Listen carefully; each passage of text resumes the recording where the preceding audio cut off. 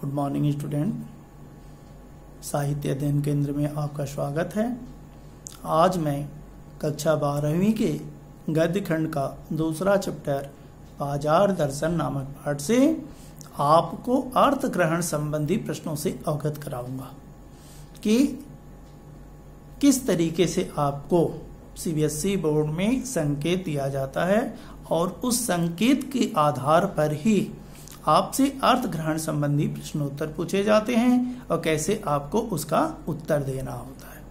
जैसे सबसे पहला संकेत आपके सामने है, यह दूसरे चैप्टर का बाजार दर्शन का है, जिसके लेखक कौन है? जैनेन्द्र कुमार जी हैं। उनका आशय था कि यह पत्नी की महिमा है, उस महिमा का मैं कायल हूँ। आदि काल से इस विषय में पति से पत्नी की ही प्रमुखता प्रमाणित है और यह व्यक्तित्व का प्रश्न नहीं, स्त्रीत्व का प्रश्न है। स्त्री माया न जोड़े तो मैं जोड़ूं, फिर भी सच है और वह यह कि इस बात में पत्नी की ओट ली जाती है। मूल में एक और तत्व की महिमा सविशेष है, वह तत्व है मणिवेग, अर्थात पैसे की गर्मी या एनर्जी। पैसा पावर है, पर उसके सबूत में आसपास माल टाल न जमा हो तो क्या वह खाक पावर है? पैसे को देखने के लिए बैंक हिसाब देखिए, पर माल असबाब मकान कोठी तो अनदेखे ही दिखते हैं। पैसे की उस परचेजिंग पावर के प्रयोग में ही पावर का रस है। लेकिन नहीं, लोग संयमी भी होते हैं। वे फिजूल सामान को फिजूल समझते हैं, वे पैसा बहाते नहीं हैं और बुद्धिमान होते हैं। बुद्धि और संयम पूर्ण वह पैसे को जोड़ते जाते हैं। वह पैसे के पावर को इतना निश्चय समझते हैं कि उसके प्रयोग की परीक्षा उन्हें दरकार नहीं है। बस खुद पैसे से जुड़ा होने पर उनका मन गर्व से भरा पड़ा रहता है। यह संकेत है। इस पर आधारित आपको प्रश्नों का उत्तर देना है। सबसे पहला प्रश्न बनेगा, पाठ तथा लेखक का नाम क्या है? हर एक चैप्टर से यह प्रश्न सबसे पहले पूछा जाता है कि पाठ तथा लेखक का नाम बताइए। तो पाठ का नाम हो जाएगा क्या? बाजार दर्शन, और लेखक का नाम हो जाएगा जैनेन्द्र कुमार। दूसरा प्रश्न बनेगा बेटा इससे कि बाजार की खरीद में पुरुष पत्नी का नाम क्यों लेते हैं? बाजार से जो सामान खरीदा जाता है उसमें पुरुष पत्नी का नाम क्यों लेते हैं? उत्तर होगा, बाजार से सामान खरीदने पर प्रायः पुरुष अपनी पत्नियों को दोष देते हैं, दोष देने के लिए उनका नाम लेते हैं। वे तर्क देते हैं कि स्त्री माया है, अतः माल जोड़ना उसका स्वभाव है। मैंने जो परचेजिंग किया है वह अपने लिए नहीं, अपने कहने पर नहीं, बल्कि अपनी स्त्री के कहने पर ही इतना सामान खरीदा गया है। तो दोषारोपण किसके ऊपर हो गया? स्त्री के ऊपर हो गया। अगला प्रश्न बनेगा कि लेखक बाजार की अनचाही खरीद के पीछे कौन सा कारण मानता है? बाजार से अनचाही आया है, न चाहते हुए भी जब हम सामान को खरीदते हैं तो इसके पीछे कह रहा है कि कौन सा कारण है। पहले प्रश्न आपको समझ लीजिए, उसके बाद में उत्तर दीजिए। उत्तर आप देंगे क्या होगा? लेखक बाजार से अनचाहा सामान खरीदने के पीछे क्या करता है? मुख्य कारण मनी बैग को मानता है। मनी बैग माने पैसे की गर्मी को, पैसे की एनर्जी को, धन की शक्ति को। क्यों? क्योंकि जब तक मनी बैग में पैसे हैं, जब तक पास में धन है, तब तक वह सामान की खरीदारी करता है। पत्नी का तो नाम केवल ओट के लिए लिया जाता है, छिपाव के लिए लिया जाता है, और खरीद तब बंद होती है जब आपके पास जो पैसे हैं वह पैसे समाप्त हो जाते हैं। अगला प्रश्न, पैसे को पावर कहने का क्या आशय है? पैसे को पावर क्यों कहा गया है? अगला प्रश्न का उत्तर होगा, लेखक कहता है कि धन मनुष्य की सामर्थ्य का प्रतीक है। धन दौलत मनुष्य के सामर्थ्य को दर्शाते हैं। धन से वह तरह तरह की सुविधाएं जुटाता है।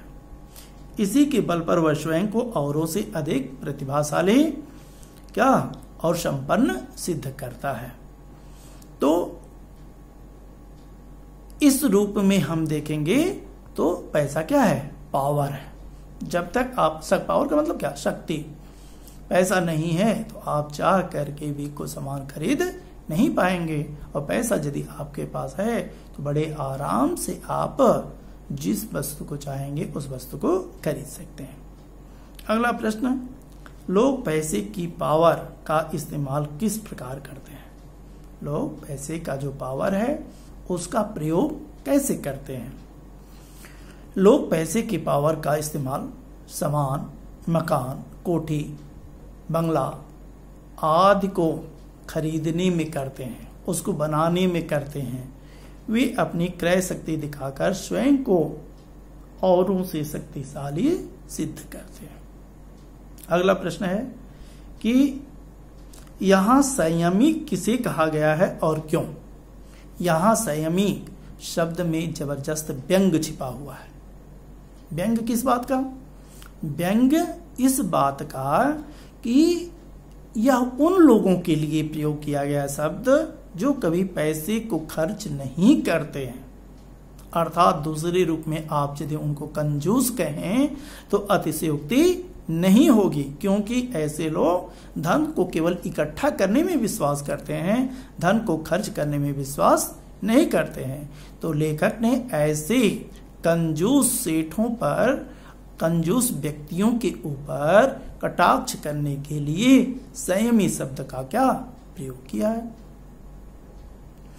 तो यह है आपका पहला संकेत। इसी तरीके से और भी संकेत बनते हैं। दूसरा संकेत बहुत इंपॉर्टेंट है और यह आप सीबीएसई का पेपर उठा करके देखेंगे तो अनेक बार पूछा गया है। क्या? मैं पढ़ दूं।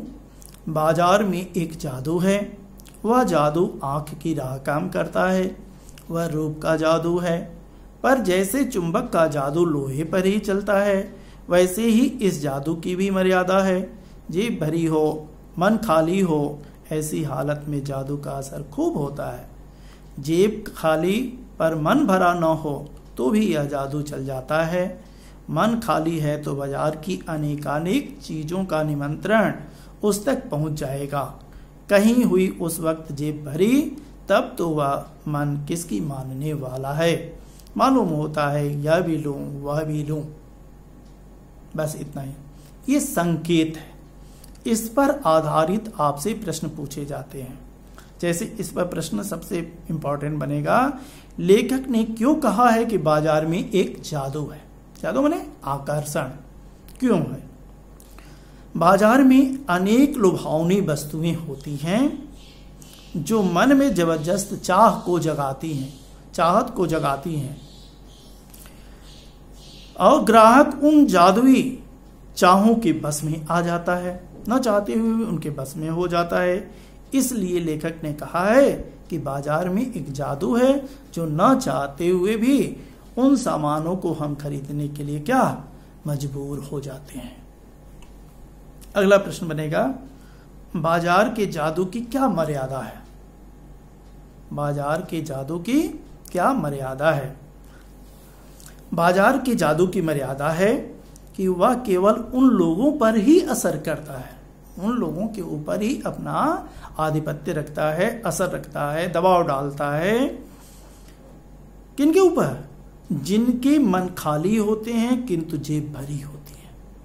जिनके मन खाली होते हैं और जेब भरी होती है, शेष लोगों पर बाजार के जादू का कोई असर नहीं होता है। अगला प्रश्न, मन खाली होने से क्या अभिप्राय है? मन खाली होने से क्या अभिप्राय है? यह खालीपन बाजारवाद को कैसे बढ़ावा देता है? बहुत इंपॉर्टेंट प्रश्न है। कह रहा है कि मन खाली होने का क्या अभिप्राय है? मन खाली होने का आशय यह है कि मन में किसी इच्छा या आवश्यकता, किसी चीज की इच्छा या आवश्यकता का होना, खाली मतलब ये किसी भी इच्छा का न होना, किसी भी प्रकार से आकर्षित न होना ही आपका मन क्या है? खाली। मन खाली बिना किसी जरूरत के क्या बाजार में जाना। मन का यह खालीपन बाजार को क्या करता है?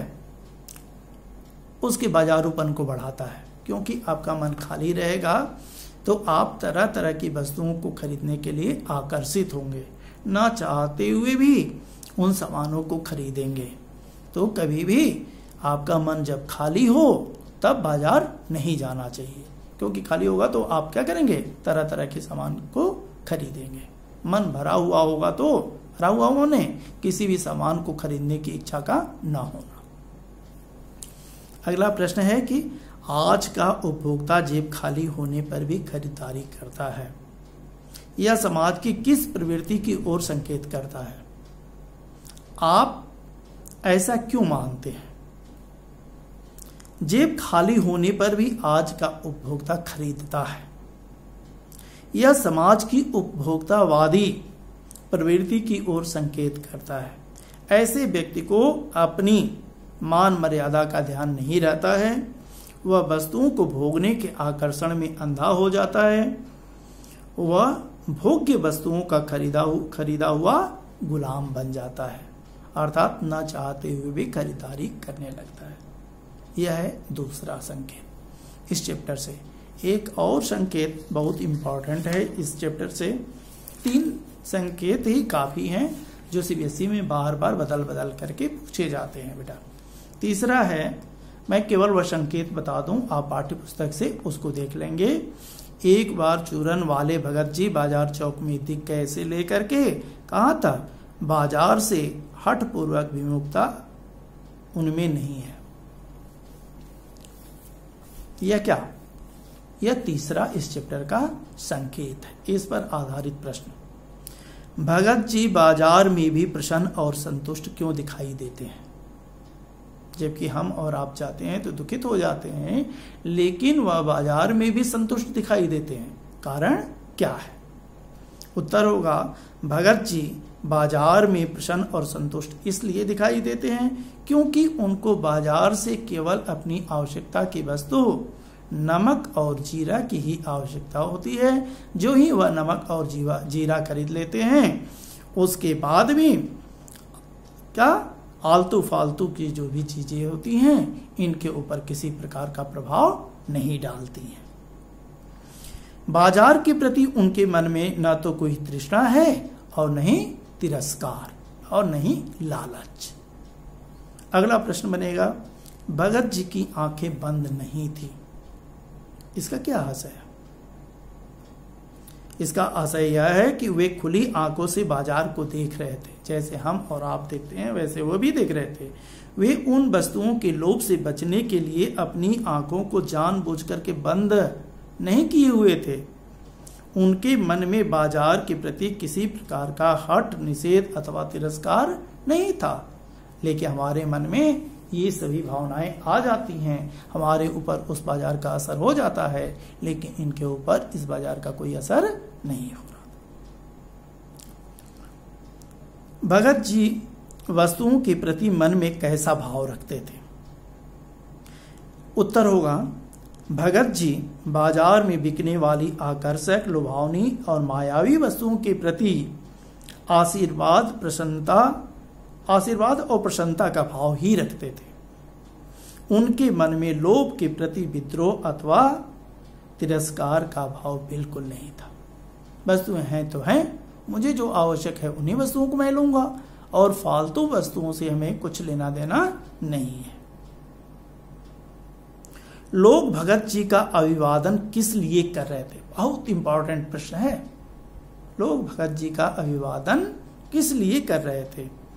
उत्तर होगा, लोग भगत जी के निश्चल, सरल और प्रसन्न व्यवहार के कारण उनका अभिवादन कर रहे थे।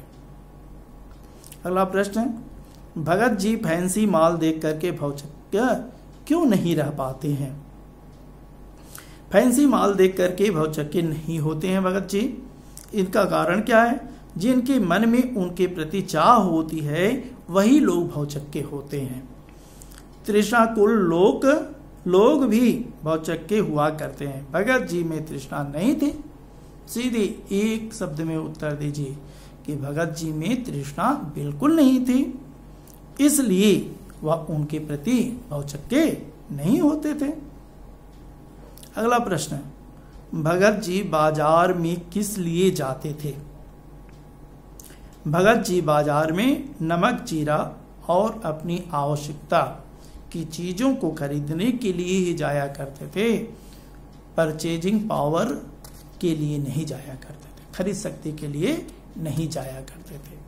तो यह है इस चैप्टर से क्या अर्थ ग्रहण संबंधी प्रश्न उत्तर। ऐसे ही छोटे छोटे संकेत पूछे जाते हैं और आपका उत्तर देना होता है।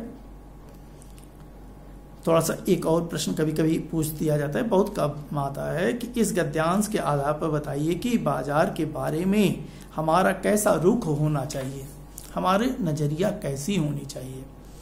तो यह गद्यांश कभी कभी यह भी होता है कि इस गद्यांश का संकेत क्या है, संदेश क्या दे रहा है, उद्देश्य क्या है।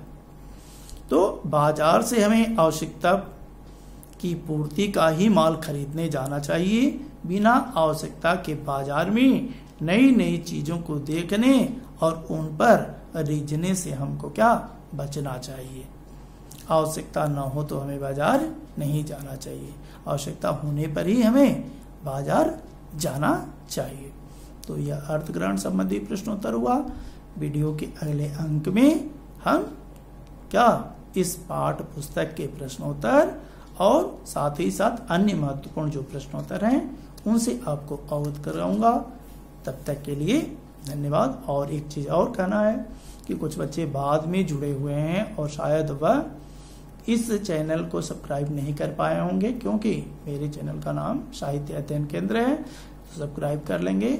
अब मैं इसी तरीके से अपना वीडियो डालता रहूंगा और आपका जो पाठ्यक्रम है वह समय से समाप्त हो जाएगा। धन्यवाद।